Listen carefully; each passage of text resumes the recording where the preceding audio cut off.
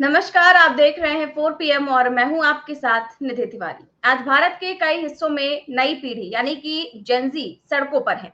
कल लद्दाख में जिस तरह से युवाओं ने प्रदर्शन किया, जो माहौल देखने को मिला, उसने सरकार की नींदें उड़ा दी।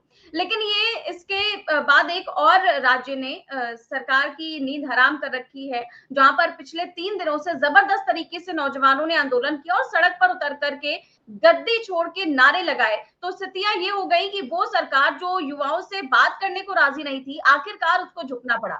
हम बात कर रहे हैं उत्तराखंड की, जहां पिछले 3-4 दिनों से सड़क पर छात्र जबरदस्त तरीके से आंदोलन कर रहे थे। मामला पेपर लीक से जुड़ा हुआ था। मुख्यमंत्री के खिलाफ प्रदर्शन हो रहे थे, सरकार के खिलाफ प्रदर्शन हो रहे थे और फिर छात्रों ने साफ आह्वान कर दिया था कि अगर उनकी मांगों पर विचार नहीं किया गया तो पुष्कर सिंह धामी, जो कि डबल इंजन सरकार के मुख्यमंत्री है, वो इस्तीफा देने के लिए तैयार हो जाए। पिछले 3 दिनों से दिन रात उत्तराखंड की सड़कों पर जबरदस्त तरीके से प्रदर्शन हुए, खूब नारेबाजी हुई और पेपर छोड़ गद्दी छोड़ के नारे जो है वो लगाए गए। पेपर चोर गद्दी छोड़ के नारे लगाए गए। तो कैसे युवाओं ने सरकार को झुका दिया और कैसे डबल इंजन राज्य के मुख्यमंत्री इस पर भी हिंदू मुसलमान की राजनीति करने लगे, आज इसको लेकर के चर्चा करेंगे। और क्या जेनजी का ये जो दबाव है, ये जो सारे राज्यों में लगातार दिखाई दे रहा है, क्या वो आने वाले चुनावों और नीतियों को प्रभावित करेगा और क्या सरकार इस तरह से जैसे कि उत्तराखंड में बैकफुट पर आई है, क्या बाकी राज्यों में भी युवाओं की आवाज को सुनेगी? इन सभी मुद्दों को लेकर के हम चर्चा करेंगे और इस चर्चा में हमारे साथ मौजूद हैं प्रोफेसर अखिल स्वामी सर। सर, बहुत बहुत स्वागत है आपका। तो सर, जिस तरह से हमने देखा कि पहले लद्दाख में जो प्रदर्शन हुए, कल प्रोटेस्ट हुए, उसकी चर्चा देश ही नहीं बल्कि पूरी दुनिया में रही। और अब जो उत्तराखंड में जो खबर आई है कि अधीनस्थ सेवा चयन आयोग की जो भर्ती परीक्षा है, उसमें जो पेपर लीक का मुद्दा है, उसके आरोपों ने पूरे राज्य को हिलाकर रख दिया है। 21 तारीख को ये पेपर लीक हुआ। 21 तारीख को जो 21 सितंबर की परीक्षा हुई, उसका पेपर शुरू होने के आधे घंटे बाद ही व्हाट्सएप पर लीक हो गया था। इसके बाद छात्र जो है वो सरकार के खिलाफ सड़कों पर उतर आए और इस मामले में हाई लेवल जांच की मांग करने लगे। स्थितियां ये हो गई कि जब 3 दिन से लगातार आंदोलन दिन रात होने लगा, तो मुख्यमंत्री ने छात्रों को आश्वासन दिया, उनसे मुलाकात की, लेकिन इसके बाद भी इसका भी कोई असर नहीं हुआ। उत्तराखंड में जगह जगह पर छात्र दिन रात सड़कों पर आंदोलन करने लगे, जिसके बाद आखिरकार सरकार को छात्रों के आगे घुटने टेकने पड़े और मुख्य सचिव, गृह सचिव और डीजीपी ने देर रात प्रेस कॉन्फ्रेंस करते हुए बताया कि रिटायर्ड जज की अध्यक्षता में एक कमेटी गठित की जाएगी, जो 1 महीने के अंदर अपनी जांच रिपोर्ट देगी और 21 सितंबर को परीक्षा जो हुई थी उसको भी रद्द कर दिया गया है और यही छात्रों की मांग थी। उत्तराखंड में जब दिन रात प्रोटेस्ट करके बात नहीं बनी, तो युवा रात को भी प्रोटेस्ट करने को मजबूर हुए और आधी रात को जो ये नारे लगाए, तब जाकर इस पर ध्यान दिया गया। तो सबसे पहले मैं कुछ खबरें और कुछ वीडियोस दिखा देती हूँ, इसके बाद इस पर चर्चा करते हैं। सबसे पहली जो खबर है वो ये है कि उत्तराखंड पेपर लीक मामले में बड़ा एक्शन, सेक्टर मजिस्ट्रेट निलंबित और जांच के लिए एसआईटी गठित, जिसकी मांग सरकार से जो छात्र हैं वो कर रहे थे। और इसके साथ ही साथ जो वोट चोर गद्दी छोड़ की जो नारे हैं, जिस तरीके से वो फेमस हुए थे, वैसा ही नारा दिया है वहां के छात्रों ने, पेपर चोर गद्दी छोड़ का। और ये देखिए, रात के अंधेरे में जो छात्र हैं वो फ्लैश लाइट जला करके अपना विरोध जता रहे हैं, सड़कों पर उतरे हुए हैं। इसके अलावा एक और वीडियो मैं दिखाती हूँ जहां पर सरकार के खिलाफ जो स्टूडेंट हैं वो कैसे नारेबाजी और प्रोटेस्ट कर रहे हैं।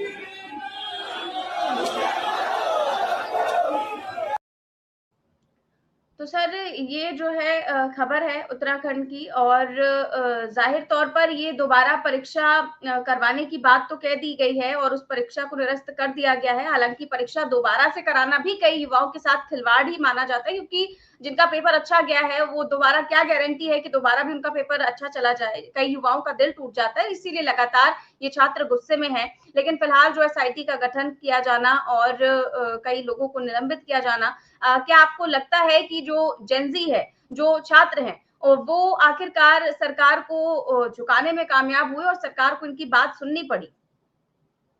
जय संविधान। देखो निधि, मेरा सोचने का तरीका थोड़ा डिफरेंट है।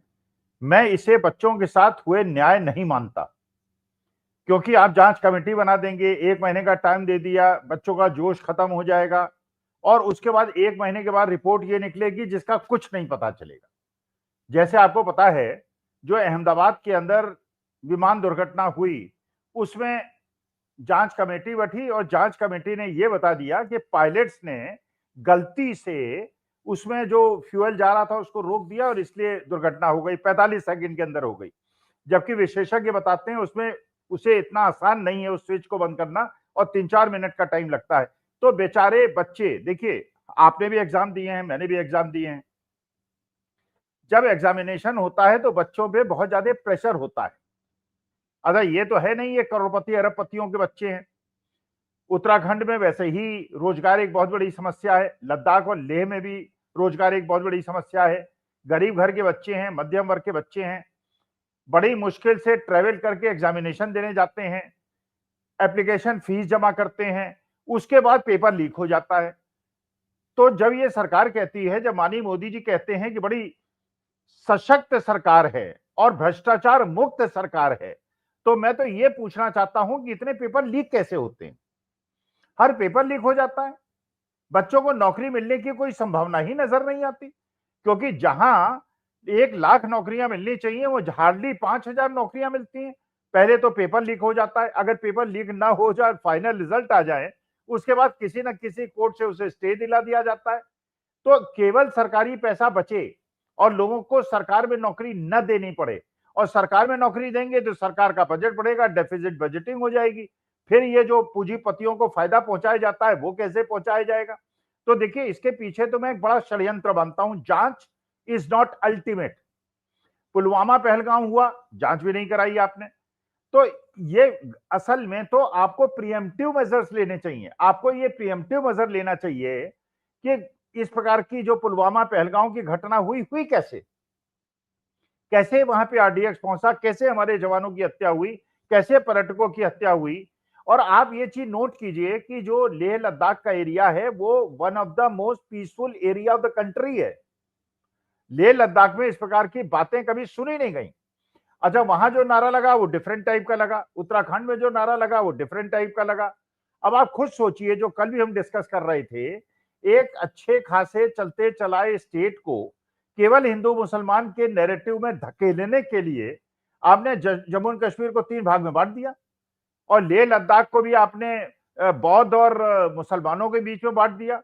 आपने कश्मीर वैली को अलग कर दिया, आपने जम्मू को अलग कर दिया, केवल इलेक्शन के चक्कर में। महबूबा मुफ्ती के लिए आपने पहले सरकार बनाई जिसको आप राष्ट्र विरोधी कहते थे, फिर उसकी सरकार गिराई।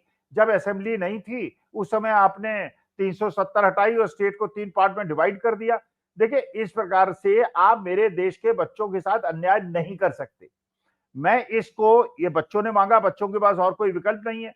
मैं तो सरकार से यह अपेक्षा करता हूं कि आज के बाद एक भी एग्जामिनेशन पेपर लीक नहीं होना चाहिए, और लेह लद्दाख में जैसे वही नेपाल के अंदर हुआ था, आप वही करने का प्रयास कर रहे हैं। आप बच्चों पे लाठी चला रहे हैं, बच्चों पे गोली चला रहे हैं, उनको रोक रहे हैं। एक आप देखिए, कल आपने वीडियो में देखा, एक बच्चा जो है उसका सिर फटा हुआ है और कह रहा है कि पुलिस वालों ने मेरे सिर पे पत्थर मारा।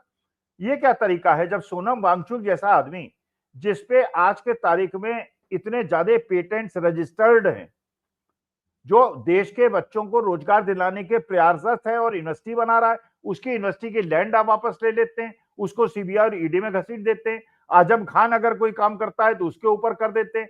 आजम खान क्योंकि मुसलमान है इसलिए आप उसे परेशान करते हैं, और आप यहाँ सोनम वांगचुक क्योंकि बौद्ध हैं इसलिए उनको परेशान करते हैं। और वहां प्रशांत किशोर जब आरोप लगाते हैं इनको अशोक चौधरी के ऊपर कि अशोक चौधरी ने 200 करोड़ की, उस पर ईडी सीबीआई की कोई रेड नहीं होती। 72,000 करोड़ का घपला नीतीश कुमार बिहार के अंदर कर लेते हैं, पैसा कहां गया पता नहीं चलता, उस पर सीबीआई की कोई रेड नहीं होती। तो देखिए ये परिणति तो होगी। हम नहीं चाहते, सोनम वांगचुक ने आंदोलन वापस ले लिया, वो भी चाहते हैं गांधीवादी अहिंसात्मक आंदोलन हो। उन्होंने इस पर रोष भी व्यक्त किया कि बच्चों ने ऐसा नहीं करना चाहिए था इसलिए आंदोलन वापस लिया। लेकिन सवाल यह है कि इस प्रकार की घटनाएं मेरे देश के बच्चों के साथ हो क्यों रही हैं? हमारे जमाने में तो हमने कभी पेपर लीक की बात नहीं सुनी, हमने इस प्रकार के भ्रष्टाचार की बात नहीं सुनी। देखिए रोष तो व्याप्त होगा।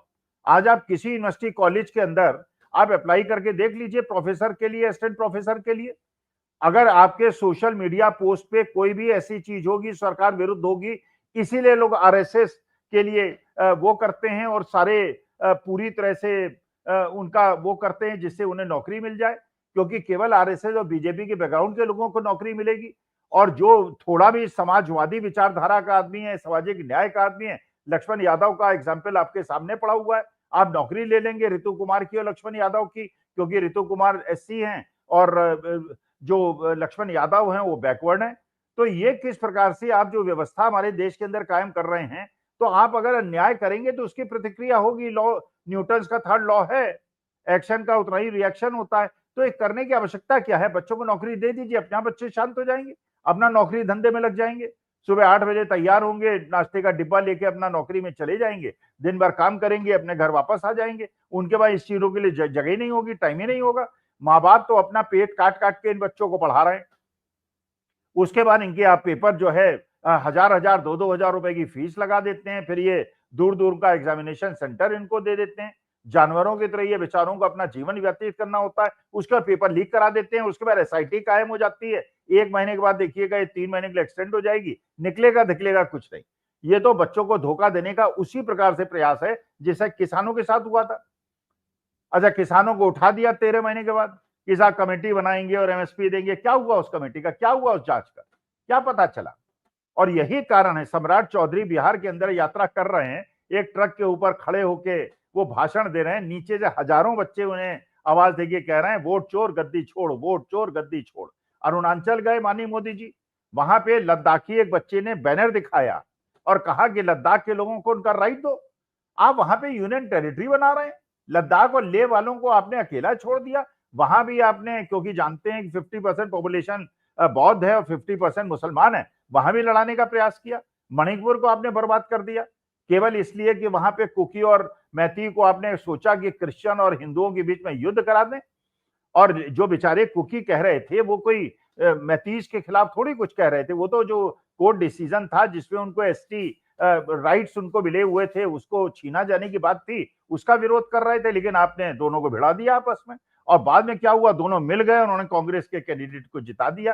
तो देखिए, यह जांच कमेटी बिठा देना इज नो सॉल्यूशन।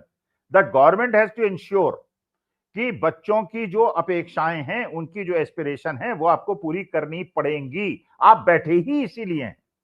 अगर पेपर लीक होते रहते हैं और इस प्रकार से करप्शन बढ़ता जाता है और बाद में कुछ निकलता नहीं है, और बच्चे बेचारे क्या करें, उनको के मार्गदर्शन तो है नहीं, अभी मैच्योर तो है नहीं, उन्हें लड़ने का तरीका नहीं। तो किसान थे, 13 महीने तक लड़के उन्होंने अपना युद्ध जीत लिया, लेकिन जीतने का फायदा क्या हुआ, मिला क्या?